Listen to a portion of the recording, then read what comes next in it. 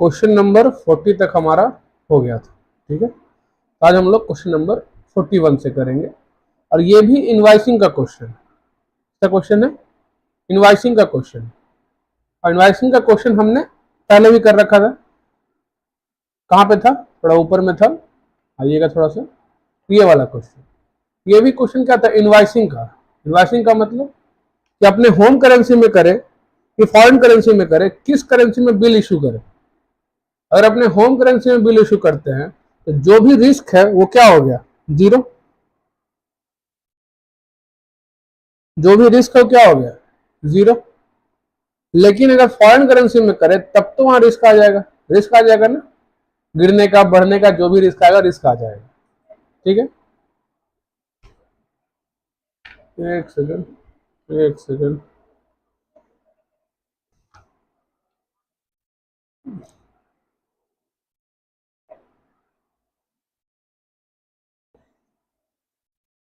ठीक है, आवाज ठीक है,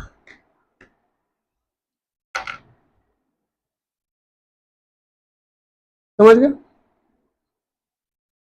तो हम लोग उसी का एक और क्वेश्चन है, इनवाइसिंग का क्वेश्चन नंबर 41, उसको सॉल्व करने का कोशिश करते हैं। ठीक है, सेम प्रोसीजर से सॉल्व होगा जैसे पहले सॉल्व हुआ था, वैसे ही सॉल्व होगा। क्वेश्चन को देखते हैं क्या है, थोड़ा सा रुक जा। ठीक, चल रहा है। नाइट्रोजन लिमिटेड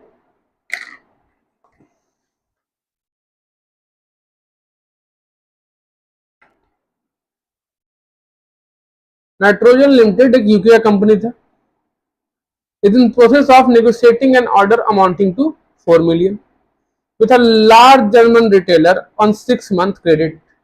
तो मेरे ख्याल से word to word same question है, खाली अमाउंट चेंज होगा और रेट चेंज होगा, मिला के देख लो। और बस कहानी अलग होगा, वहां पे उसका कोई था, मैंने कि एक्सपर्ट था, वो ये सब करने कहा था। यहाँ पे वाकई नहीं, इनवाइसिंग में ऐसे क्वेश्चन दे दिया गया, word to word same question है, फिर भी सॉल्व किया जाए। चलिए सॉल्व कर लेते हैं आपके लिए। Word to word same question है लेकिन कोई खास फर्क नहीं है। The first thing first, what is the exposure?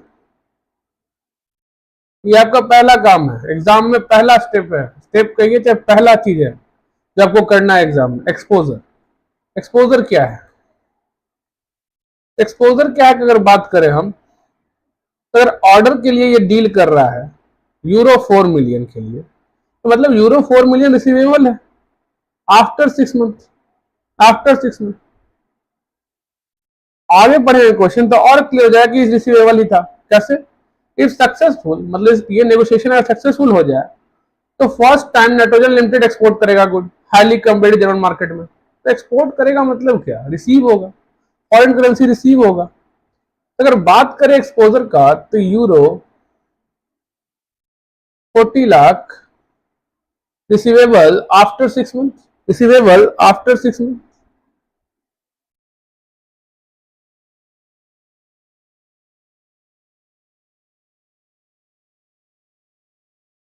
क्या समझा?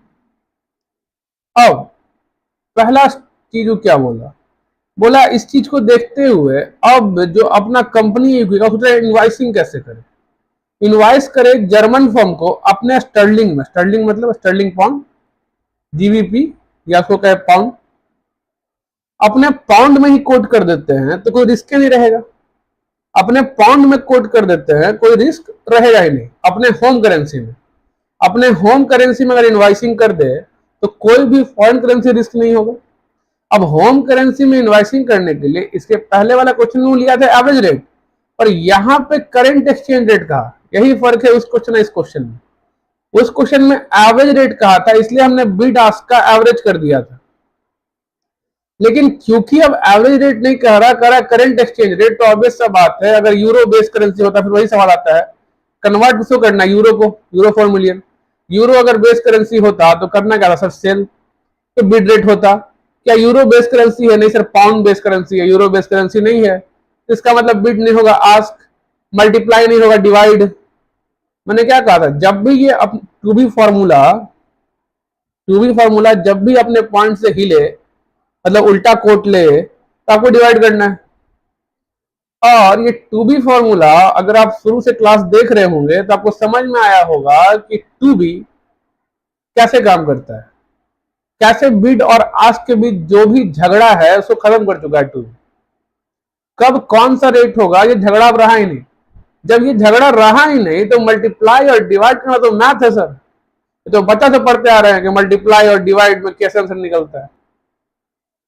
तो टू बी फॉर्मूला, इसको पेटेंट तो करा नहीं सकता मैं, लेकिन जब क्वेश्चन सॉल्व करते रहा लगातार लगातार, एक बार सॉल्व किया, 2 बार सॉल्व किया, 3 बार सॉल्व किया, 4 बार सॉल्व किया, कम से कम 8 बार मैंने एएफएम सॉल्व किया होगा, मिनिमम 8 टाइम सॉल्व किया होगा।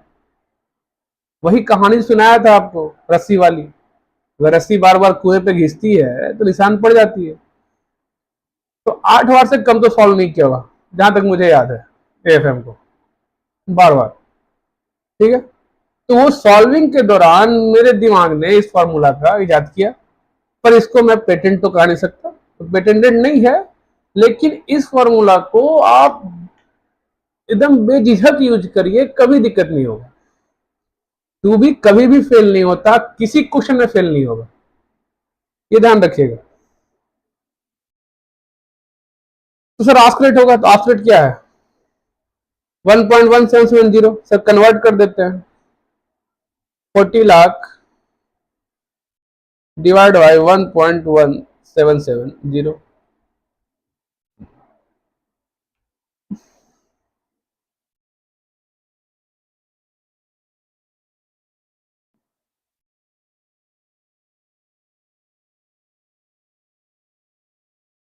कितना पाउंड आया सर? 33,98,471। तो अगर हम इनवाइसिंग ही इसमें कर दे, किसमें कर दे, 33,98,471 पाउंड, तो इतना ही रिसीव होगा ना 6 महीना बाद। तो रिसीवेबल क्या हुआ 6 महीना बाद? अगर हम अपने होम करेंसी में ही इन्वेस्टिंग करें, रिसीवेबल क्या हुआ 6 महीने बाद? सर ये हुआ। दूसरा, अगर हम फॉरवर्ड कॉन्ट्रैक्ट कर ले तो क्या होगा? तो अब ध्यान दीजिएगा, ये दिया हुआ है यूरो पर पाउंड, और ये जो दिया हुआ है प्रीमियम, ये यूरो सेंट्स दिया हुआ है। मैंने हमेशा कहा जब भी लिखा हो पैसा, जब भी लिखा हो सेंट्स, डिवाइड बाय 100 कर देना है। जब डिवाइड बाय 100 कर दीजिएगा, उसके बाद देखिएगा कि ऐसे पहले भी देख सकते हैं कि ये लो है, ये हाई है, सर ऐड होगा, ये क्लियर है कि ऐड होगा, पर फॉरवर्ड रेट होगा क्या? अब ऑब्वियस बात सर, फॉरवर्ड में भी तो सेल ही करना है ना। तो यूरो अगर बेस करेंसी होता तो base currency sell bid rate, sir bid rate होगा, लेकिन सर बेस करेंसी कौन है? पाउंड है, सर बिड नहीं आस्क रेट होगा, कहानी खत्म। तो यहां तो लेना हमको आस्क रेट है, पता है। तो रेट क्या होगा? फॉरवर्ड रेट जो कॉन्ट्रैक्ट हम इंटर करेंगे, वो रेट होगा 1.1770 प्लस, माइनस नहीं होगा, लो हाई है, हाई लो होता मतलब कि बिड वाला बड़ा होता और सब देखिए आस्क वाला छोटा होता तो माइनस करते। तो क्योंकि बिड वाला छोटा है और आस्क वाला बड़ा है, तो हम क्या करेंगे? ऐड करेंगे। ऐड क्या करेंगे? 0.0060 डिवाइड कर दिया उसको हमने, तो कितना आ गया यूरो पर पाउंड? कितना आ गया, निकलिए जरा। 1.1770 प्लस 0.006, 1.1830। इसका मतलब अगर फॉरवर्ड कॉन्ट्रैक्ट इंटर कर जाए तो कितना पाउंड रिसीव होगा 6 महीना बाद? सर 40 लाख डिवाइड बाई 1.1830, तो 40 लाख डिवाइड बाई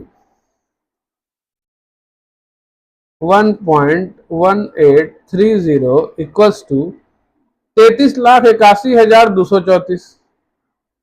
सर 33,81,234। अब आते हैं आगे। तीसरा तरीका है कि इनवाइसिंग फिर यूरो में ही करे, लेकिन 6 महीना का फ्यूचर कॉन्ट्रैक्ट कर ले। और जब फ्यूचर कॉन्ट्रैक्ट का बात आया तो यही चलते हैं, फ्यूचर कॉन्ट्रैक्ट में क्या होगा? अब यहाँ पे क्या है कि जो स्पॉट रेट है और 6 मंथ फ्यूचर रेट है 6 महीने बाद का आफ्टर 6 मंथ, ये क्या है आफ्टर 6 मंथ दोनों सेम दिया है, कोई दिक्कत नहीं है सर, सेम देना, हमको क्या फर्क पड़ रहा है, हमको तो पता है सर फ्यूचर में क्या करना है। सबसे पहले हमको देखना है सर मेरा एक्सपोजर क्या था, तो मेरा एक्सपोजर क्या था sir, pound sir euro 40 lakh receivable after 6 month.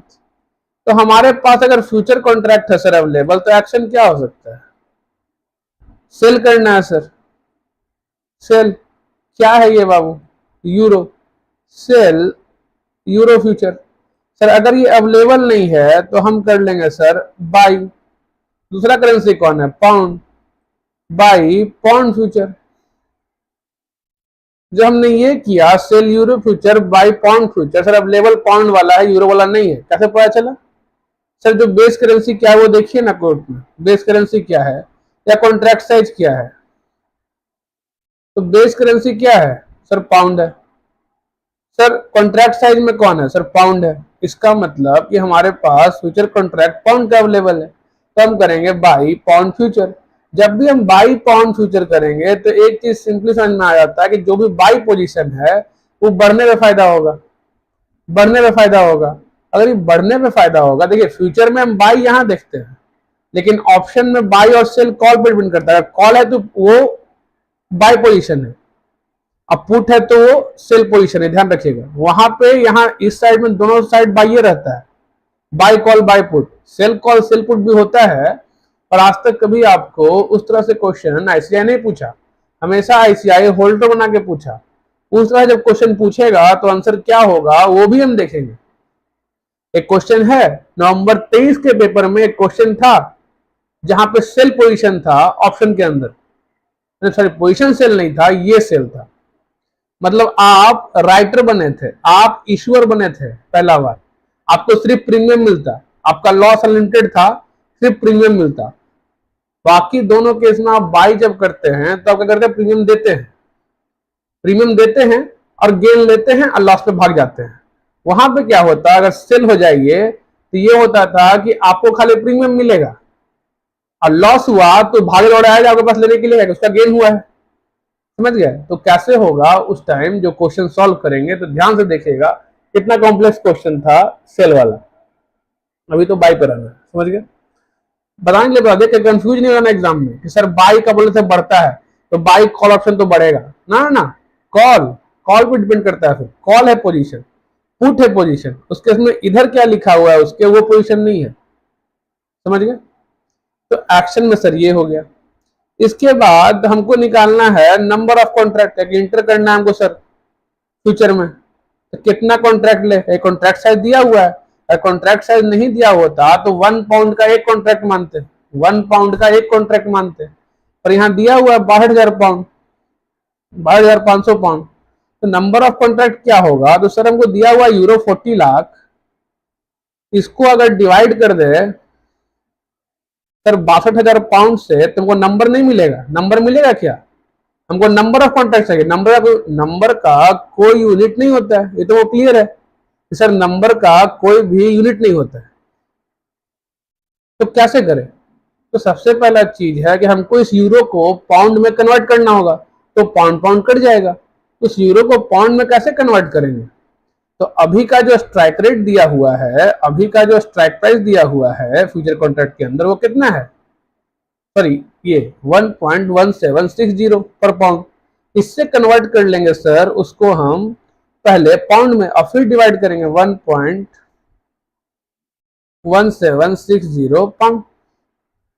अब सर देखिएगा, खुद ही देखिएगा ना, यूरो यूरो कट जाएगा, कट जाएगा ना, पाउंड पाउंड कट जाएगा, बचेगा क्या, नंबर निकाल लीजिए, निकाल लीजिए। 40 लाख को पहले हम लोग कन्वर्ट कर लेंगे काची में, सर पहले इसको हम लोग पाउंड में कन्वर्ट कर लेंगे, कितना पाउंड का कॉन्ट्रैक्ट हो रहा है। अब इसके बाद एक कॉन्ट्रैक्ट कितना का है, पाउंड 62,500 का, तो डिवाइड बाई 62,500, सर 54.42 कॉन्ट्रैक्ट। तब क्या किया जाए, राउंडिंग कर लेते हैं सर, राउंडिंग कर लेते हैं, 54 कॉन्ट्रैक्ट ले लीजिए या 55 कॉन्ट्रैक्ट ले लीजिए, फ्यूचर में दिक्कत नहीं है, ऑप्शन में दिक्कत है। ऑप्शन में कवर्ड अनकवर्ड पोर्शन देखना होता है, तो हमेशा डाउनवर्ड राउंडिंग करेगा, ऑप्शन हमेशा डाउनवर्ड राउंडिंग करेगा, नीचे की तरफ राउंड करेगा, समझे। और बाकी पोर्शन के लिए बोलेगा कि अनकवर्ड पोर्शन है, इसके लिए फॉरवर्ड कॉन्ट्रैक्ट करेंगे। समझ में आ गया। तो हम सर यहाँ पे 54 कॉन्ट्रैक्ट ले ले या 55 कॉन्ट्रैक्ट, चलिए 54 लेके ही सॉल्व कर लेते हैं, कोई दिक्कत नहीं है। 54 लेके ही सॉल्व कर लेते हैं, कोई दिक्कत नहीं है। 55 लेके सॉल्व कर लीजिए तो भी कोई दिक्कत नहीं, ठीक है सर। इसके लिए इनिशियल मार्जिन आता है, खैर इस क्वेश्चन में वो चीज दिया हुआ नहीं है, और इनिशियल मार्जिन सर हम जमा करते हैं और फिर वापस मिल जाता है, तो ये मेरे क्वेश्चन में कोई इफेक्ट नहीं डालता है। और अगर ये पैसा मेरे पास अवेलेबल ना हो सर, तो हम बोरो करते हैं, तो क्वेश्चन में इंटरेस्ट रेट दिया हुआ होता है, तो इंटरेस्ट ऑन मार्जिन निकालते हैं, वो सर मेरे क्वेश्चन आंसर का पार्ट बनता है, लेकिन इस क्वेश्चन में वो भी नहीं दिया हुआ है, तो ये दोनों हो गया इररिलेवेंट अभी के लिए। अब क्या होगा सर, अब आएगा 6 महीना कॉन्ट्रैक्ट इंटर के लिए कोई मार्जिन नहीं पे करना, हमें अजम्पशन लिया क्या जाएगा कि हमारे पास पैसा अवेलेबल होगा, इसलिए नहीं बोला है मार्जिन नहीं है, इसलिए बोला है कि नहीं दिया है डाटा मार्जिन का। क्यों? क्योंकि पैसा अवेलेबल होगा। जब भी डाटा देता है मार्जिन का तो इंटरेस्ट रेट भी देता है, ध्यान रखिएगा। उस क्वेश्चन में अजम्पशन ये होता है कि ये पैसा मेरे पास नहीं है, लेकिन जब भी डाटा नहीं दिया है तो अजम्पशन ये होता है कि मेरे पास ये पैसा था, तुम दे दिए होंगे। समझ में आ गया? कोई दिक्कत? कोई है ही नहीं तो दिक्कत किसको होगा? कोई है ही नहीं तो दिक्कत किसको होगा भाई। चलिए, फिर भी मैं खुद से ही बात कर लेता हूं, कोई रहे चाहे नहीं। बहुत कष्ट है जीवन में। आफ्टर 6 मंथ क्या होगा, 6 महीने बाद क्या होगा सर? सबसे पहले तो हम स्पॉट कन्वर्ट कर देंगे, जो भी 40 लाख रिसीव होने वाला था, चलिए उसको स्पॉट कन्वर्ट कर देते हैं। Convert euro 40 lakh at the rate, spot rate क्या है? स्पॉट रेट है आपका 1.1785 eight the rate euro 1.1785। Sir यहीं पे अगर बीड आस्क था तो आप क्या करते? कुछ नहीं करते। यूरो अगर बेस करेंसी होता तो करना क्या था? बेस करेंसी सेल, सेल तब बिड रेट। अब काय की बिड रेट होगा नहीं, क्यों नहीं होगा? क्योंकि पाउंड है सर बेस करेंसी, पाउंड है base currency, sir ask rate लेते हैं और क्या। यही तो टू बी काम करता है। जब भी बिड आस्क होगा टू बी अपने आप एक्टिवेट हो जाएगा, प्रॉपरली काम करेगा। खैर इसको हम स्पॉट कन्वर्ट कर लेंगे, इसको तो स्पॉटे बाय करना है। फ्यूचर मार्केट में तो खाली गेन लॉस होता है, तो अलग चीज है, गेन लॉस निकालेंगे sir. 40 lakh divide by 1.1785 sir 33,94,145 pound मिलेगा। 33,94,000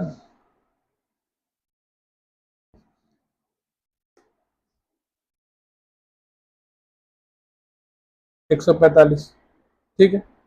उसके बाद फ्यूचर मार्केट में पोजीशन क्या था अपना सर? बाई था, बढ़ने में फायदा। क्या ये बढ़ा है? हाँ सर बढ़ा है, तो गेन हुआ है फ्यूचर मार्केट में। अगर बाई पोजीशन था और ये 1.1760 से 1.1785 हुआ तो गेन हुआ ना, गेन हुआ ना। क्योंकि गेन हुआ सर तो लिख लेंगे गेन ऑन फ्यूचर कॉन्ट्रैक्ट। क्या समझे? कितना हुआ? 1.1785 से 1.1760 से 1.1785 हो गया, गेन निकाल लिए। कितना पे? एक कॉन्ट्रैक्ट में कितना गेन हुआ सर? 62,500। अब ध्यान दीजिएगा, ये क्या है? ये सर यूरो पर पाउंड है। ये क्या है? ये सर यूरो पर पाउंड है। और ये क्या है? पाउंड है। सर ये तो कट जाएगा तो आंसर किस में आएगा? यूरो में आएगा। आंसर किस में आएगा? यूरो में आएगा। कॉन्ट्रैक्ट कितना था? 54 कॉन्ट्रैक्ट था सर, कितना गेन हुआ यूरो में? 1.1785 minus 1.1760 into 62,500 equal to 56.25 euro गुने 54, 8,438 यूरो का गेन। अब सर ये तो यूरो में आ गया तो इसको कन्वर्ट कर लेते हैं। स्पॉट रेट कौन है? एक तो रेट है स्पॉट रेट 1.1785, तो उसी का इस्तेमाल करेंगे, तो लिख लेंगे और 8,000 डिवाइड कर लीजिए 1.1785 से, डिवीजन रेट यही है, तो 7,160 राउंडिंग ऑफ कर लीजिए। अब इन दोनों को जोड़ दीजिए, गेन था ये रिसीवेबल था, जुड़ जाएगा, तो जोड़ लीजिए, जोड़िए 33,94,145। गलती हो गया, 33,94,145 प्लस 7,160, 34,01,305, 34,01,305। कोई दिक्कत? आइए।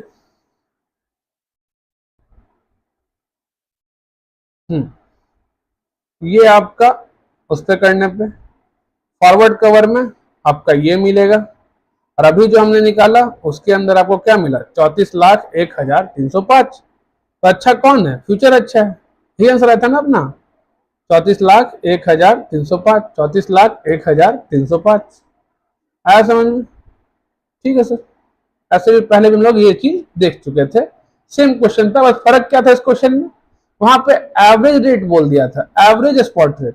तो हमने जो पहला बार जो इनवाइसिंग अपने होम करेंसी में किया था, वहां स्पॉट और बिड का एवरेज लेकर कन्वर्ट किया था, स्पॉट और बिड का एवरेज लेकर कन्वर्ट किया था। यहाँ पे वो चीज नहीं बोला, तो ऑब्वियस सा बात है, यूरो अगर बेस करेंसी है तो base currency sell bid rate. Sir euro base currency नहीं है, रेट देखे तो पाउंड है, सर आस्क रेट, तो क्या होगा, डिवाइड होगा, डिवाइड होगा। डिवाइड क्यों पता देखो, पहले भी क्यों डिवाइड होगा पता है ना, वो काटने के लिए, यूनिट काटने के लिए, कटेगा नहीं, इसे स्क्वायर बन जाएगा। अब आते हैं क्वेश्चन नंबर 42 पे। देखिए अच्छा क्वेश्चन है ये वाला 42, थोड़ा कंफ्यूजन होता है इसमें बच्चों को, समझिएगा। Sun Limited is planning to import equipment from Japan, तो ये इंपोर्ट करना चाह रहा है, ठीक है। 3400 लाख येन कितना लगेगा, मतलब उसको कितना लगेगा येन, 3,400 लाख इक्विपमेंट इंपोर्ट करने में, क्या समझे। कंपनी में avail loan eight 18% per annum with quarterly rest, इसका मतलब क्या होता है कि हर क्वार्टर कंपाउंडिंग होगा, हर क्वार्टर कंपाउंडिंग होगा, ठीक है, हर क्वार्टर पे कंपाउंडिंग होगा, समझ में आ गया। With which it can import the equipment. The company has also an offer from Osaka branch of an Indian-based bank extending credit of 180 days at 2% per annum against opening of an irrevocable letter of credit। अब ये क्या हुआ sir, तो समझिए, पहला वाला case तो clear है कि कंपनी लोन ले लेगा 18% पर एनम से, क्वार्टरली रेस्ट पे, क्वार्टरली रेस्ट पे, मतलब कि क्वार्टरली कंपाउंडिंग पे। अब 180 दिन है तो 80 दिन में 2 क्वार्टर होता है, 2 क्वार्टर होगा, जब 2 क्वार्टर होगा मतलब एक बार प्रिंसिपल पे इंटरेस्ट जुड़ेगा, फिर जुड़ेगा, उसमें तो कोई दिक्कत नहीं। दूसरा है company has also an offer from Osaka branch of an Indian based bank, Indian based bank है उसका, जापान में ब्रांच है कोई, ठीक है। वो कह रहा है कि हम तुमको क्रेडिट दे देंगे 180 दिन का 2% per annum pay against opening of an irrecoverable letter of credit. अब ये क्या होता है, तो होता क्या है कि भाई इंपोर्ट कर रहे हो, जब इंपोर्ट कर रहे हो तो जो बाहर बैठा बंदा है उसको तुम पर भरोसा नहीं है, तू कहता है कि सर्टेन बैंक से मुझे एलओसी लाके दो, मैं लेटर ऑफ क्रेडिट लाके दो। उसमें क्या लिखा होता है, उसमें यही लिखा होता है कि कुछ भी हो आपको 6 महीना बाद पैसा बैंक दे देगा। वो वसूलेगा इस आदमी से, कैसे वसूलेगा नहीं वसूलेगा अलग बात है, आपको पैसा मिल जाएगा। लेटर ऑफ क्रेडिट मतलब आपको पैसा दे दिया जाएगा, यही लेटर में लिखा होता है, चाहे जो भी हो। अगर ये पैसा नहीं दे पाया तो बैंक दे देगा, ठीक। ऐसे भी बैंक से बाय करके देता नहीं, ऐसे भी बैंक से क्या करता, बाय करता देता। अब वहां वाले एक्सपोर्टर को भरोसा नहीं है, क्या पता सामान भेज दे पैसा ना मिले, सामान भेज दे पैसा ना मिले तो कब आएगा, बोलेगा एलओसी लाके दो, किससे लाके दो, बोलेगा आपने अपने जाके अपने ब्रांच से लाके दो, ठीक है। कमीशन चार्ज जो है एलओसी का वो 2% है। अब कंपनी को बताना है कौन सा ऑफर अच्छा है। तो आइए इसको लिखने से चाहे आपको क्वेश्चन से बता दो, बहुत इजी क्वेश्चन है। देखिए पहले चीज ये कर लीजिए। आइए यहाँ पे हैंग हुआ क्या, पहले इसको थोड़ा सही कर लेते हैं। सही, ₹100 प्लस 34 लिखा हुआ है, तो 1 रुपी इक्वल टू क्या हो जाएगा सर, 3.4 येन। इसका मतलब सर जो कोट है हमारा वो क्या है सर, येन 3.4 पर रुपी आज का। वैसे ये कोट क्या है सर, ये है येन 3.5 पर रुपी। कोई दिक्कत, कोई दिक्कत नहीं है सर। अब बताइए कैसे सॉल्व होगा। अगर पहला चीज माने कि हम लोन ले ले, तो 3400 लाख येन के लिए कितना लोन लेना पड़ेगा, कितना रुपया बोरो करना पड़ेगा। तो सिंपली समझिए, अगर 3.4 येन पर रुपी आज का रेट है, तो येन तो बेस करेंसी है नहीं, डिवाइड होगा। तो 3400 भागे 3.4 करिएगा तो कितना आएगा, करिए 3400 भागे 3.4 करिए सर, 1000 लाख ये लोन बोरो करना होगा। अगर ये लोन बोरो करेंगे और 18% पर एनम है, तो पर क्वार्टर का रेट क्या है सर, 18% भागे 4, 18% भागे 4 सर, 18 भागे अगर 4 करेंगे तो हमको पता चलेगा कि 4.5% है पर क्वार्टर।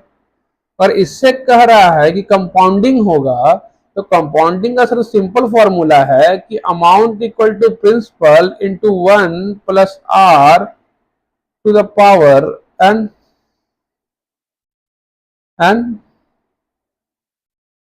इसमें कोई डाउट है, या फिर इसको और आगे बढ़ाइए सर, वहां पे आर अगर पर एनम माने A1 plus R by T to the power N T,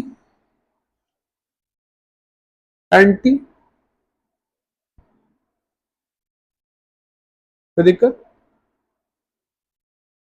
बताइए, तो प्रॉब्लम है इसमें।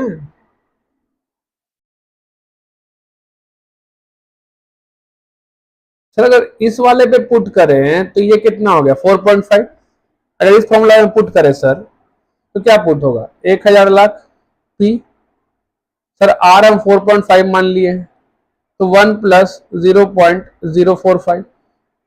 अब एन क्या होगा, एन इस केस में स्क्वायर होगा। क्यों सर, क्योंकि ये 4.5 जो प्रेजेंट कर रहा है वो एक एनम प्रेजेंट कर रहा है एक पीरियड पे। एन का मतलब पीरियड, एन का मतलब कहीं भी ईयर मत समझना, एन का मतलब होता है पीरियड।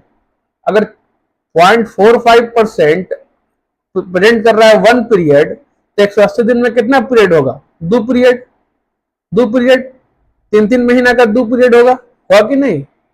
तो ये इस रेट पे डिपेंड करता है, ये रेट क्या प्रेजेंट कर रहा है, तो ये रेट तो प्रेजेंट कर रहा है 3 महीने का एक पीरियड। तो यहाँ पे 2 ही चाहिए ना, 3 महीने का 2 पीरियड चाहिए, तो स्क्वायर होगा। 100 करके देख लो एक बार आंसर क्या आता है, फिर इसको समझेंगे ये फॉर्मूला कैसे बना, ये फॉर्मूला कैसे बना। ये फॉर्मूला में तो ऐसे सॉल्व हो जाएगा कि कितना परसेंट हुआ एक क्वार्टर का, ऐसे सॉल्व हो जाएगा। इसमें कैसे सॉल्व होगा उसको भी समझेंगे। 1.045 इंटू ये हो गया इंटू 1000, क्या यही आंसर नहीं है आपका 1.092.03, समझ गए। मतलब इतना रुपये का आउटफ्लो होगा। आज तो ये बोरो कर लेंगे, उससे 3400 लाख येन खरीद लेंगे, उसको पे कर देंगे, कहानी खत्म। लेकिन बैंक वाला इंटरेस्ट लेगा, 6 महीने बाद हमसे पैसा लेगा, तो कितना लेगा, इतना लेगा। तो मेरा नेट आउटफ्लो क्या हुआ, टोटल आउटफ्लो क्या हुआ सर, ये हुआ ये वाले केस में। सर इस वाले फॉर्मूला में पुट करके ना, जहां आर को हम मानेंगे, जहां आर को हम मानेंगे क्या बताइए सर, आर को पर एनम ही मानेंगे, आर को पर एनम ही मानेंगे, तब कैसे सॉल्व होगा। तो उस केस में क्या है 1000, ये क्या है 1। अब ऐसा बात है, आर क्या है सर 0.18, 0.18 कितना महीने का है सर, 12 महीने का है, 12 महीने का है। पर सर आपको 3 महीने के लिए चाहिए, तो सर 6 महीने का चाहिए, ठीक है, मैंने एक क्वार्टर का चाहिए ना सर, एक क्वार्टर का चाहिए सर 12 गुने 3, टी क्या हो जाएगा, टी यहाँ पे हो जाएगा, टाइम क्या हो जाएगा, ध्यान दीजिएगा, टाइम क्या हो जाएगा 3/12। तो एन यहाँ पे क्या सर, ये 1 साल का तो 1 हो जाएगा, टी क्या हो जाएगा सर 3/12। सॉरी कुछ गलती हो रहा है, वेट अ सेकेंड, कुछ गलती हुआ है, कुछ गलती हुआ है फॉर्मूला में। अरे यार हैंग काहे कर रहा हो यार, इस वाले में कैसे था, एंड अच्छा छोड़िए, इसको कंफ्यूज क्या फायदा, कंफ्यूज मैं भी हूँ आप भी होंगे, उसको छोड़ दीजिए। सिंपली जब भी क्वार्टरली रेस्ट बोले, हाफ ईयरली रेस्ट बोले, तो वहां इंटरेस्ट को काट लेना है, ठीक है। उसके बाद कितना पीरियड है, ठीक है, उस आर के लिए कितना पीरियड है, जैसे यहाँ पे स्क्वायर हुआ, हो सकता है बोलता है सेमी एनुअली रेस्ट, ठीक है, तो बस 1 होता, क्यों, तो 0.18 भागे 2 होता, 0.09 आता, 0.09 जब आता तो कुछ करते ही नहीं, और 0.09 आया और 180 दिन का ही है, तो बस एक बार। अगर वही बोलता सेमी एनुअल रेस्ट 1 साल का रहता, तो 0.09 और स्क्वायर लेते। फॉर्मूला यही है, थोड़ा कंफ्यूज हो गया हूँ तो उसको छोड़ ही दीजिए, कंफ्यूजन होने से क्या फायदा है, ठीक है, वो टूटता है, तरीका थोड़ा दिमाग से निकल गया अभी, समझ गए। तो सिंपली पहले उसको क्वार्टर में जो भी रेस्ट लिखा होगा ना, जैसे क्वार्टरली रेस्ट लिखा होगा, सेमी एनुअल लिखा होगा, मंथली लिखा होगा, तो मंथली तो 12 से डिवाइड, तो पर मंथ का निकल गया मंथली रेस्ट में। उसके बाद कितना मंथ का है, 6 महीने का है कि 5 महीने का, उस हिसाब से एन हो जाएगा, 5 हो जाएगा, 6 हो जाएगा, 7 हो जाएगा। एंड डिपेंड करता है कि पीरियड क्या है, इस इंटरेस्ट के लिए उसका पीरियड का क्या है, 2 पीरियड में 6 महीना होगा यहाँ पे जैसे, ठीक है, समझ गए, और से इसको सॉल्व किया। अब जो सेकंड ऑप्शन था, जो ओसाका ब्रांच वाला, ओसाका ब्रांच में क्या कहा था, लेटर ऑफ क्रेडिट लेके आओ, यही ना कहा था, लेटर ऑफ क्रेडिट लेके आओ, ठीक। अगर लेटर ऑफ क्रेडिट लेके आएंगे तो वो क्वेश्चन क्या होगा, हम समझिएगा, कहां चला गया, हाँ, उसने कहा लेटर ऑफ क्रेडिट लेके आओ, the company has also an offer from Osaka branch of an Indian based bank, और वो ब्रांच कहाँ है, जापान में है, वो क्रेडिट दे देगा तुमको 180 दिन का 2% पे, 2% पे, लेकिन उसके लिए एलओसी लेके आओ, नहीं समझे, मतलब जापान वाला बैंक का कहना है, जापान वाले बैंक का कहना है, जो ओसाका ब्रांच है, भले इंडियन बैंक है पर है तो जापान में ना, ओसाका में है, उसका कहना है कि हम तुमको 2% पे ही लोन दे देंगे। तो जापान वाला बैंक लोन किस टर्म में देगा सर, येन में ही देगा ना जापान वाला बैंक। अगर जापान वाला बैंक ये कह रहा है कि हम तुमको लोन दे देंगे 2% पे, इंडिया में कितना 18% है, वो कह रहा है 2% पे दे देंगे, और उसके लिए क्या मांग रहा है, बोला लेटर ऑफ क्रेडिट लेके आओ। तो हम भागे भागे अपने बैंक के पास जाएंगे, एलओसी लेके आएंगे, एलओसी लाके देंगे, तो ये हमको क्या देगा, 3400 लाख येन ही देगा ना, ये रुपये थोड़े देगा जापान का बैंक, ये हमको 3400 लाख येन दे देगा। जैसे 3400 लाख येन दे देगा, हम पेमेंट तो आज के आज कर देंगे उसको, लेकिन ये वाला बैंक हमसे इंटरेस्ट मांगेगा ना 2% पर एनम से। तो वही चीज जब सॉल्व करिएगा तो आपका क्या होगा, सर वो पैसा कितना लेगा, तो ऑब्वियस सा बात है सर 3400 लाख का तो लोन देगा वो, नहीं समझे, ये कॉस्ट लिखा अलग बात है। जापान वाला बैंक लोन कितना देगा सर, 3400 लाख देगा, और सर 2% इंटरेस्ट लेगा, इसका मतलब जापान वाला बैंक 2 महीने बाद इतना रुपया लेगा, पर इतना येन लेगा कि नहीं। अगर जापान वाला बैंक 2 महीने बाद इतना येन लेगा, तो इतना येन का उस टाइम रेट क्या है सर, 3.45। तो अगर हम 3,433.53 को 3.45 से डिवाइड करेंगे तो हमको निकल जाएगा ना, कितना रुपया लगेगा, 3,433.53 डिवाइड बाई 3.45, 995.23 लाख रुपया लगेगा, सर ये तो हो गया लोन का, लेकिन इस लोन के लिए हमको लेना क्या पड़ा था, लेटर ऑफ क्रेडिट। अब लेटर ऑफ क्रेडिट मेरा वाला बैंक फ्री में थोड़े देगा, नहीं समझे। ये लोन तो हमने जापान वाले बैंक से ले लिया, उसको पे कर दिया इक्विपमेंट वाले को। पर जापान वाला बैंक क्या कहा था, 2% इंटरेस्ट लेंगे, तो 2% इंटरेस्ट मतलब 1% 6 महीने का, वो इंटरेस्ट हमने जोड़ दिया। जापान वाले बैंक को ये पे करना पड़ेगा, जापान वाले बैंक को ये पे करने जाएंगे तो 2 महीने बाद पे करने जाएंगे, 2 महीने बाद पे करने जाएंगे तो उस टाइम रेट क्या है 3.45, तो 3.45 से कन्वर्ट हो जाएगा, इतना रुपया हुआ। लेकिन इस काम को करने के लिए इस वाले बैंक ने एलओसी मांगा था, और एलओसी फ्री में थोड़े आता है। मेरा जो अपना इंडियन बैंक है वो एलओसी फ्री में थोड़े देगा। उसने क्या कहा था, उसने कहा था कि एलओसी देने का, सॉरी कहां गया, हाँ इधर, एलओसी देने का 2% चार्ज है, कमीशन चार्ज है 2%। 2% कमीशन देना होगा ना, तो अगर 2% कमीशन देने का बात आया तो भाई 3400 लाख का 2% तो पर एनम है, हमको 6 महीने का चाहिए, तो 3400 लाख का 1% कितना होता है सर, निकालिए 300 कितना होता है, 3400 लाख का 10% कितना होता है, सॉरी 1%,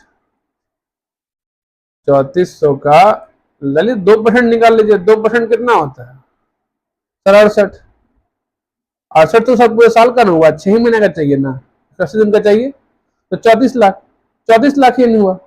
ये 34 लाख येन का कमीशन मांगा, पर कमीशन तो रुपया में लेगा ना, वो अपना बैंक है ना, एलओसी इंडियन बैंक है, इंडियन बैंक देगा एलओसी हमको, तब ना वो वाला बैंक हमको लोन देगा। तो ये वाला बैंक जब 34 लाख देगा कमीशन मांगेगा तो ये रुपया में आएगा, सो कन्वर्ट करेंगे, आज कन्वर्ट करना, आज का रेट क्या है 3.4, तो क्या हो जाएगा सर 10 लाख का 10 लाख का 10 लाख का आपका हो जाएगा क्या बताइए, 10 लाख का आपका कमीशन हो गया, आया समझ में। अब इस 10 लाख के कमीशन पे इंटरेस्ट लेगा, इंटरेस्ट लेगा, इंटरेस्ट का रेट इंडियन बैंक का क्या है 0.45, 0.4.5%, 4.5% क्वार्टरली रेस्ट, जब 10 लाख को तोड़िएगा तो 1.045 का स्क्वायर, समझ गए, जरा करके देखिए,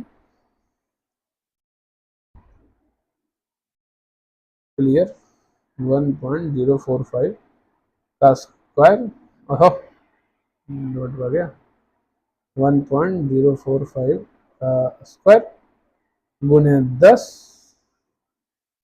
तो 10.92 है, बट ये राउंडिंग कर दिया है, 10.90 लाख लिया है, ठीक है, उससे कोई दिक्कत नहीं।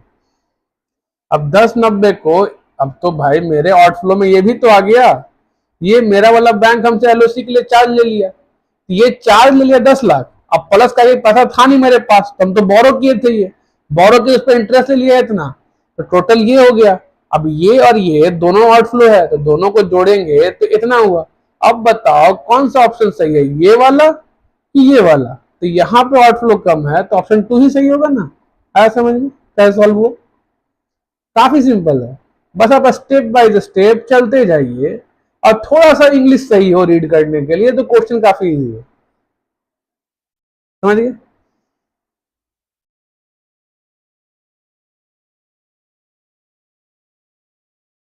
अब आते हैं 43 पे, 43 क्या है, अब ये है नेटिंग। नेटिंग क्या होता है, नेटिंग का मतलब पहले भी हमने देखा था, क्वेश्चन नेटिंग का था जहां हमने माइनस कर दिया था, वो था नेट यही है, तो भाई 3 महीने में दोनों था, वही चीज यहाँ पे भी है नेटिंग। सर नेटिंग क्यों, समझिए, नेटिंग कहिए, इसको कहते हैं लाइन, नेटिंग नहीं कहिए, नेटिंग तो तब हुआ जब सेम डेट है, ठीक है, अगर सेम पीरियड के बने आफ्टर 3 मंथ, आफ्टर 3 मंथ ही दोनों चीज है, रिसीवेबल भी है पेएबल भी है, या आफ्टर 6 मंथ रिसीवेबल भी है पेएबल भी है, सेम फॉरेन करेंसी का, सेम फॉरेन करेंसी का, तो उसको कहते हैं नेटिंग। तो हम नेट कर लेते हैं, जो अमाउंट बचता है उसके लिए जो बचे, पेएबल बचे तो पेएबल, रिसीवेबल तो रिसीवेबल, ठीक है, वो डिपेंड करता है नेटिंग करने पे क्या बचा, नेट करने पे क्या बचा, वहां पे पीरियड सेम होता है, पर लैगिंग क्या होता है? लैगिंग लैगिंग होता है लेट करना। लेट करना, समझ में आया? लेट करना, लेट करने का मतलब समझिएगा। एनपीएन कंपनी इंपोर्ट किया गुड, जब इंपोर्ट किया तो ये क्या होगा? ये पेबल होगा। ये पेबल कब है? 3 महीने बाद। और वही सेम कंपनी एक्सपोर्ट भी किया है गुड, और उसको रिसीवेबल क्या है? तो 4.5 लाख। पर ये अमाउंट रिसीवेबल कब है? 2 महीने बाद। ये अमाउंट रिसीवेबल कब है? 2 महीने बाद। तो ध्यान से देखिएगा, अगर ये दोनों ट्रांजेक्शन 3 महीने बाद ही होता, ये दोनों ट्रांजेक्शन रिसीवेबल पेबल 3 महीने बाद होता, तब हमें क्लियरली दिख रहा है कि 7 लाख मां 4.5 पेबल बचता। 3 महीने बाद 4.5 लाख मिलता, वो तो था ही, तो खरीदते क्यों? तो बचा क्या? सिर्फ 2.5 लाख, तो खाली उसके लिए कॉन्ट्रैक्ट करते। लेकिन ये दोनों का टाइम पीरियड अलग अलग है, एक 3 महीने बाद है, एक 2 महीने बाद है। तो अब यहाँ आता है लैगिंग। अब ये लैगिंग क्या होता है? तो लैगिंग में क्या होगा, हम बोलेंगे अपने अपने इंपोर्टर को, ये इस वाले केस में हम सोचा के बोलेंगे कि एक काम करो, हमको पेमेंट 2 महीने बाद नहीं 3 महीने बाद दो। यही हो गया लैगिंग। समझ में आया? मतलब हमने अपने रिसीवेबल को, अब देखिए पेबल पे मेरा कोई जोर नहीं चल सकता है। वो तो सामने वाला बंदा अगर मुझे कहे कि आज पेमेंट करो, 2 महीने बाद पेमेंट करो, 1 महीने बाद पेमेंट करो, तो वाला तो उस पर डिपेंड करता है कब उसको पैसा चाहिए। क्या समझे? लेकिन जो रिसीवेबल है उसमें तो हम कह सकते हैं ना, और ये बंदा तो खुश हो जाएगा, ठीक है मालिक कह रहे हैं 2 नहीं 3 महीने बाद चाहिए, और बढ़िया है। पर मालिक तो यहाँ कुछ और सोच रहे हैं। मालिक सोच रहे हैं कि लैग कर देंगे तो नेट हो जाएगा, लैग कर देंगे तो नेट हो जाएगा। आया समझ में? ये सोच रहे हैं मालिक। समझ गए? तो समझिए, तो पहला चीज बोला कि चलिए फॉरवर्ड कवर ले लेते हैं। तो अगर फॉरवर्ड कवर का बात करें तो रिसीवेबल के लिए पहले से ले रखा है 48.90 पे। इसका मतलब रुपया रिसीव कितना होगा 2 महीने बाद?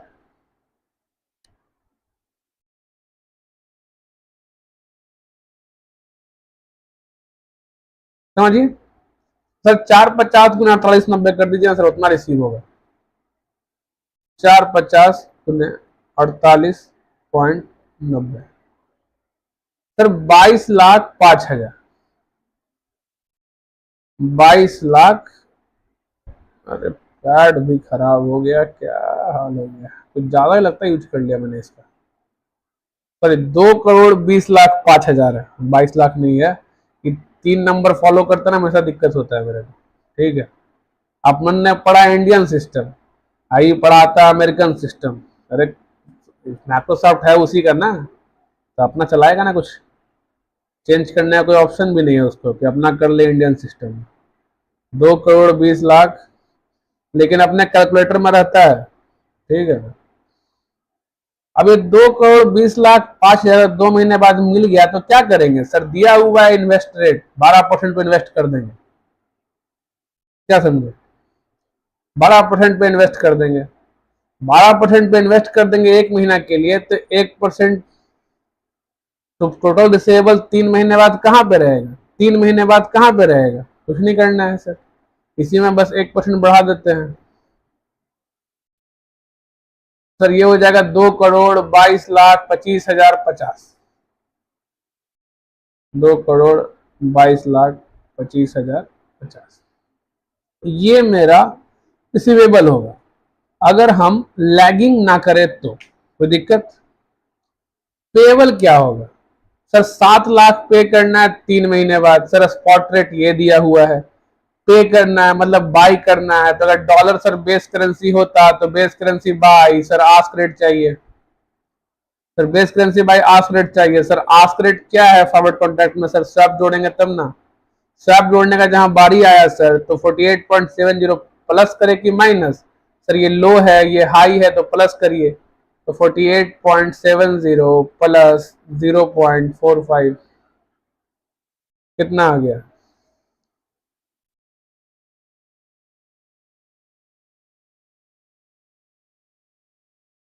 सर 49.15। अब इस पे कन्वर्ट करेंगे 7 लाख को, कन्वर्ट करिए जरा 7 लाख को, मल्टीप्लाई कर दीजिए 7 लाख को। सर ये हो गया 3,44,05,000।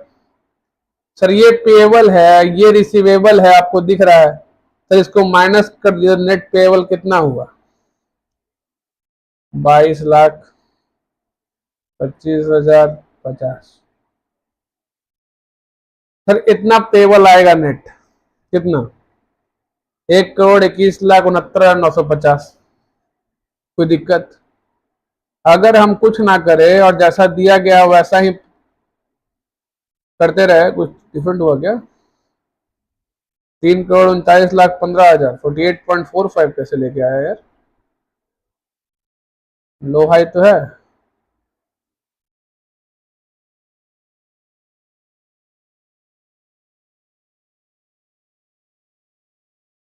ये तो सही है ना अपना। 2,20,05,000 प्लस 2,20,050, तो वो तो ठीक है। 2,22,25,050। ये 48.45 कहाँ से लेके आ गया उठा करके? अगर एक सेकंड,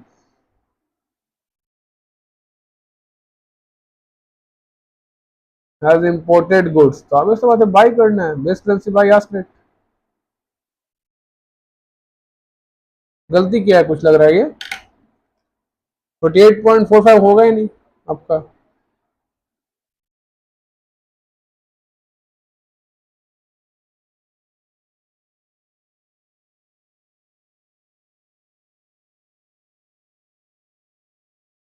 वाह, अपने मन से कुछ हो अज्यूम कर लीजिएगा, फिर आंसर दीजिएगा।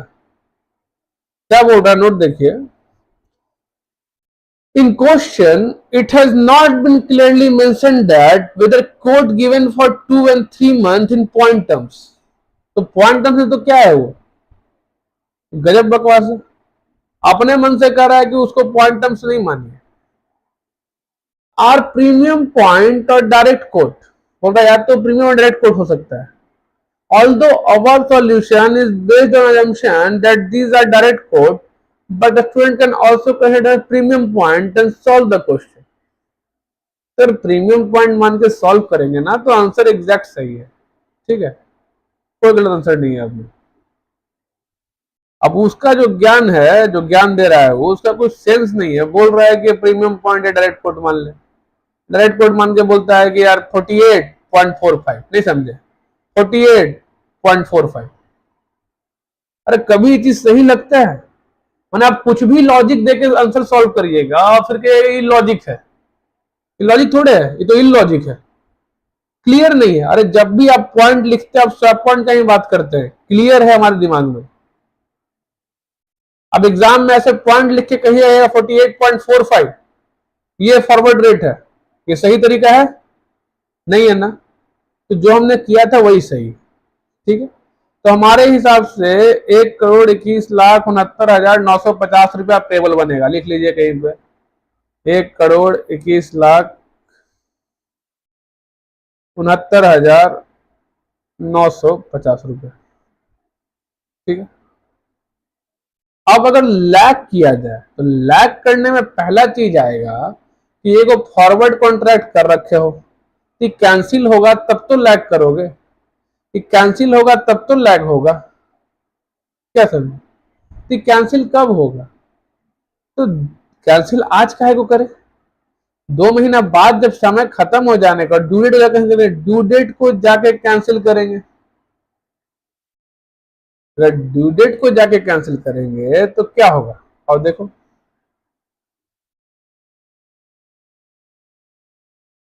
अगर ड्यू डेट को जाके कैंसिल करे तो देखो, समझो क्या बोला।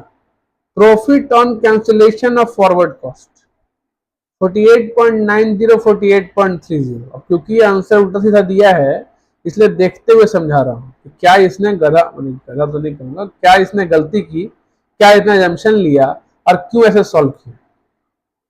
तो अगर हम माने कैंसिलेशन करने गए, ठीक, तो अगर हम कैंसिलेशन करने गए तो पहले हमने क्या कर रखा था? सर पहले कस्टमर ने कर रखा था सर सेल 48.90 पे, कस्टमर ने सेल कर रखा था, कोई दिक्कत? अब कस्टमर क्या करेगा? बाय। अब जब कस्टमर बाई करेगा क्या सेम सर $4.5 बाई करेगा किस दिन सर ड्यू डेट को आके करेगा, ड्यू डेट को आएगा, स्पॉट से नहीं करेगा, ड्यू डेट को आएगा। अगर सर ड्यू डेट को आएगा तो भी सर वही चीज होगा, स्पॉट भी करेगा तो भी वही चीज होगा। क्यों समझिएगा, क्योंकि अगर स्पॉट भी कैंसिल मान लेते हैं कि उसने जब ये लाइन करने का सोचा तो शुरू में ही लाइन कर दिया जितना स्पॉट रेट दिया हुआ है, तो भी लेना पड़ेगा फॉरवर्ड रेट, समझ गए। या फिर यहाँ पे क्या वो दिया नहीं है कि उस दिन ड्यू डेट क्या है, ठीक है, मैंने उस दिन 2 महीने का फॉरवर्ड दिया हुआ, क्या फॉरवर्ड या स्पॉट बना, तो एज्यूम करना पड़ेगा कि फॉरवर्ड या स्पॉट बना। अगर इस दिन आके भी कैंसिल करो सर रेट बनेगा ही इस क्वेश्चन में। लेकिन फायदेमंद क्या होगा, क्योंकि हमको तो पता नहीं क्या, हमको ये नहीं पता कि स्पॉट रेट क्या होगा। लेकिन एक्चुअल लाइफ में स्पॉट कैंसिलेशन ही लोग प्रेफर करता है, ये नहीं कि 1 महीना पहले कैंसिल कर लेगा। अर्ली कैंसिलेशन प्रेफर नहीं करता है लोग, स्पॉट कैंसिलेशन प्रेफर करता है, मैंने जिस दिन ड्यू डेट है उस दिन आगे कैंसिल करना प्रेफर करता है, ठीक है। क्योंकि 2 महीने का समय हो सकता है कि सिचुएशन फेवरेबल बन जाए, ड्यू डेट आते आते सिचुएशन फेवरेबल हो, तो क्यों कैंसिल करेगा कॉन्ट्रैक्ट को, नहीं करेगा कैंसिल, इसलिए इंतजार करता है। पर क्योंकि इस क्वेश्चन में 2 महीने बाद का रेट क्या दिया हुआ नहीं है, तो जो फॉरवर्ड रेट दिया हुआ है 2 महीने का उसी को हम लोग स्पॉट रेट मान के सॉल्व करेंगे। अब काहे की डॉलर बेस करेंसी है और इसको अब बाई करना होगा तो सर आस्क रेट चाहिए।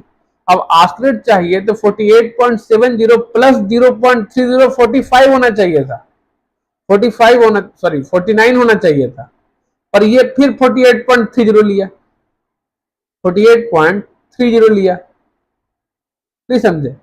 तब खुद सोचिए, अगर हम बोल रहे हैं कि sir customer sell at the rate कितना था 48.90 जो कॉन्ट्रैक्ट रेट था पहले से, और कैंसिलेशन रेट अगर हम कह रहे हैं कस्टमर बाई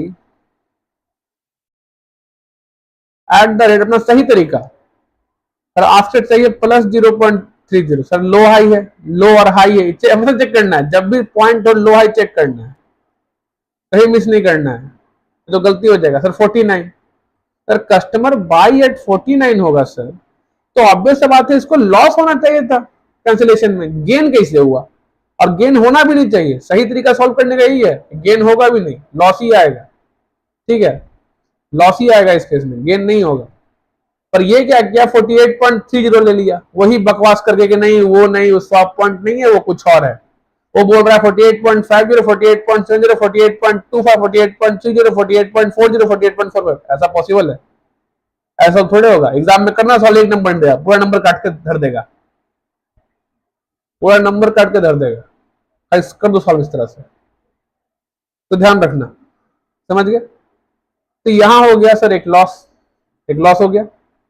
अब काहे की लैग कर दिए, इसको 3 महीना बाद मिलेगा, तो अब मिलेगा क्या, 2.5 लाख, $2.5 पेएबल, तो बाई करना होगा। सर $2.5 हमको बाई करना होगा, तो किस रेट पे बाई करेंगे, तो फिर बात आता है कि 3 महीने बाद बाई करना है, 3 महीने बाद बाई करना है। अगर डॉलर बेस करेंसी होता तो base currency buy ask rate, तो आस्क रेट क्या होगा 48.70 प्लस 45 49.15 अभी तो निकाला है, तो बस उस पर सॉल्व कर देंगे। 2.5 लाख को फिर वही गलती किया है, यूज किया 48.45 को, हम लोग 49.15 यूज करेंगे, समझ गए। यहाँ पे प्रॉफिट नहीं लॉस आएगा, क्यों आएगा समझ गए, 48.30 कैसे लिया ये समझ गए, वो उसको बोल रहा है 48 के साथ जुड़ा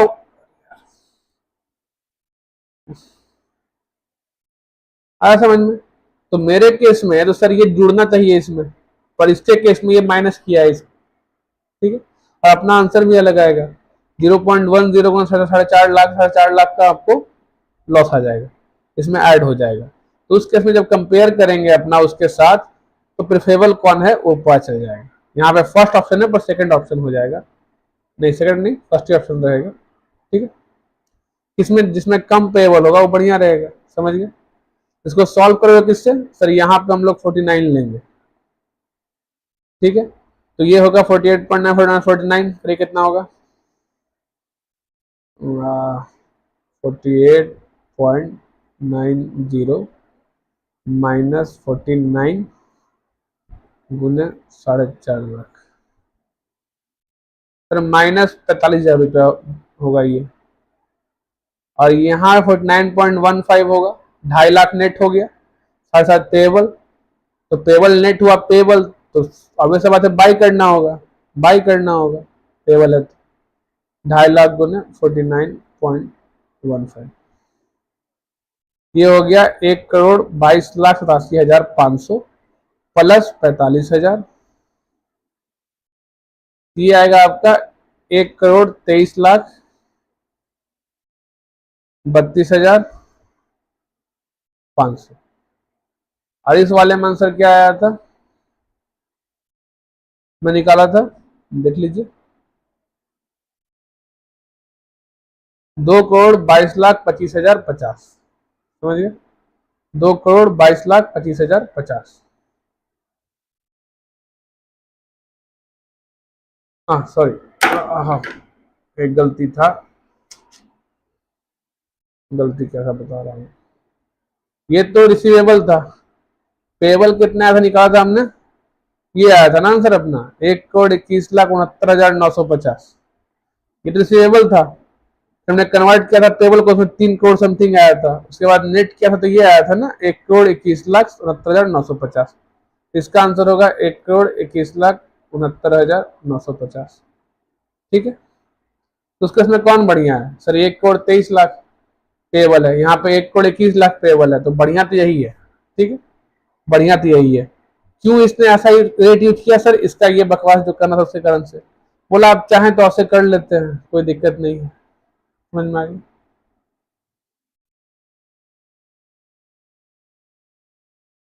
अब क्वेश्चन नंबर 44 आइए, 44 तो काफी इजी है, बस कैंसिलेशन का क्वेश्चन है, सॉल्व कर लीजिएगा, कोई दिक्कत नहीं है, बहुत इजी क्वेश्चन है, कैंसिलेशन निकालना है, तो क्या आया है 2 महीने बाद, तो 1 महीने का फॉरवर्ड कैंसिलेशन रेट होगा, पहले क्या किया था सर, पहले किया था बैंक किया था परचेस, तो हमने क्या होगा sell, bank had enter into purchase contract, तो कस्टमर एंटर इनटू सेल, तो पहले कस्टमर सेल किया था, अब कस्टमर बाई करेगा, क्या बाई करेगा सर, स्विस फ्रैंक 10,000, तो बाई करेगा, अगर स्विस फ्रैंक बेस करेंसी होता तो सर बाई करना था, तो आस्क रेट क्या है अपना सर, 1 महीने बाद का 152, आगे देख लीजिए, हो गया, ये तो कॉन्ट्रैक्ट रेट था, डिफरेंस निकाला, उसको मल्टीप्लाई कर दिया, डिवाइड कर दिया, जो भी कर दिया एक बार में, बेस करेंसी कौन है, बेस करेंसी कौन है सर, बेस करेंसी CHF है, ये क्या स्विस फ्रैंक, डिवाइड होगा, इसने नेट निकाल लिया फिर डिवाइड किया है, ठीक है, निकालने के बाद डिवाइड किया, हम तो यार सिंपली सॉल्व करते हैं कैसे, कस्टमर बाई, किस पे, पहले क्या था customer sell at the rate 27.25, CHF base currency divide होगा, 10,000 कितना था, स्विस फ्रैंक 10,000, अच्छा CHF है ना, स्विस फ्रैंक का शॉर्ट फॉर्म CHF होता है, तो मल्टीप्लाई होगा, तो ये हो जाएगा 10,000 से मल्टीप्लाई, तो 27,00,000, क्या 27,000 मल्टीप्लाई कर लो यार 10,000 से,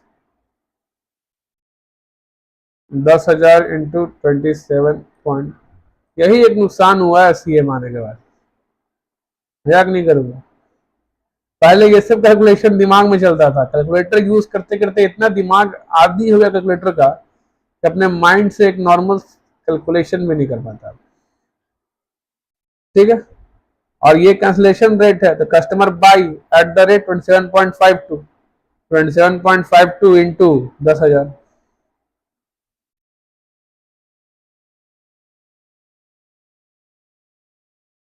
तो 27,00,000 में 2,72,200, तो डिफरेंस निकाल लीजिए सर, बाई करेगा इतना पे, सेल करेगा इतना पे, तो लॉस कितना का होगा,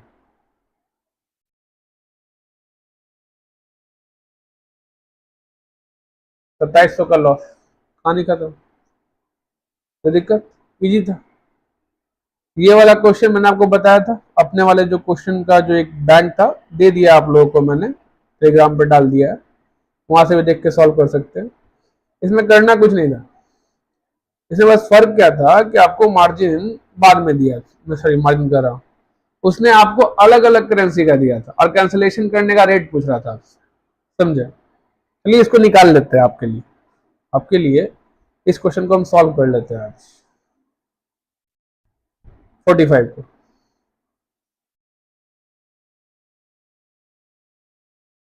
आइए क्वेश्चन क्या कह रहा है देखिए। पहले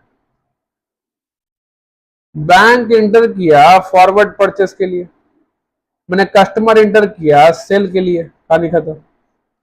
an export bill CHF 1 lakh, इतना रुपए पे 25 अप्रैल को ड्यू था, और बाकी दूसरे बैंक के साथ क्या क्या उससे हमको मतलब नहीं है, हमको ये पता है खाली कस्टमर सेल।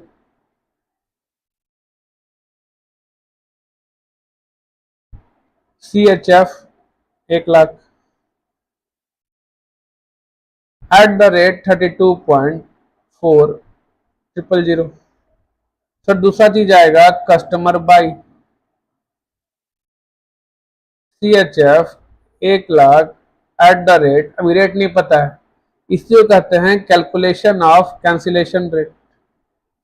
तो सर कैंसिलेशन रेट क्या होगा, कैंसिलेशन रेट क्या होगा, तो हमको क्या चाहिए, अब करना क्या है, कस्टमर बाई। तो अगर सर CHF बेस करेंसी होता तो base currency buy sir ask rate. Sir हमको आस्क क्या चाहिए, सर हमको आस्क रुपी पर CHF चाहिए, यही ना चाहिए। कब का चाहिए सर, ये कब आ गया, 25 मार्च को आया, कॉन्ट्रैक्ट कब का था, 25 अप्रैल का था, मतलब सर 1 महीना फॉरवर्ड चाहिए। तो जो 2 महीना फॉरवर्ड है, 3 महीना फॉरवर्ड है गायब, सर 1 महीना चाहिए, तो स्पॉट से सर ये मार्च का, ये अप्रैल, सर 1 महीना, ये सब गायब, ये सब गायब हो गया डाटा। डाटा सर ये बता, ये बचा डाटा, उसमें भी सर हमको स्पॉट से अब कोई मतलब नहीं है, ये भी गायब, फिर फॉरवर्ड चाहिए हमको। आस्क रुपी पर CHF फॉरवर्ड रेट चाहिए, फॉरवर्ड रेट चाहिए, पर इसका यूज अभी है सर, है, मिटाइए नहीं है, क्यों, क्योंकि स्वैप पॉइंट दिया है, यहाँ पे तो रेट दिया है यहाँ पे, लेकिन स्वैप पॉइंट दिया है, इसलिए स्पॉट का यहाँ पे यूज होगा। अब सर आस्क चाहिए 1 महीने बाद का, तो सर पहले तो कोड डिजाइन कर लेते हैं यार, चल कह नहीं रहा है, पहले तो कोड डिजाइन कर लेते हैं सर। अरे यार, सर हमको आस्क रुपी पर CHF चाहिए, वो भी क्या चाहिए, 1 मंथ फॉरवर्ड रेट चाहिए कैंसिल करने के लिए। अब काहे कि डायरेक्ट कोट अवेलेबल नहीं है, तो सर हम कोट बनाएंगे, सर ऊपर रुपी नीचे क्या पता नहीं, सर नीचे CHF ऊपर क्या पता नहीं। कॉमन करेंसी क्या दिखता है आपको इसमें, डॉलर, डॉलर, तो सर डॉलर लिख देते हैं, कोई दिक्कत, कोई दिक्कत। अब क्या करेंगे, क्या आस्क रुपी पर डॉलर अवेलेबल है, देखते हैं सर USD, सर यहाँ रहा, हाँ सर रुपी पर डॉलर अवेलेबल है, पर 1 मंथ फॉरवर्ड रेट नहीं अवेलेबल है। सर स्पॉट रेट तो पता है 49.4455 है, और सर हमको स्वैप पॉइंट दिया है, तो यहाँ सर 1 2 3 4, तो यहाँ 10,000 से डिवाइड कर देंगे, और बस सवाल सर आस्क चाहिए ना, तो खाली इसको डिवाइड करके ऐड कर लेते हैं, तो 0.4200, इसको जोड़ेंगे सर कितना आएगा,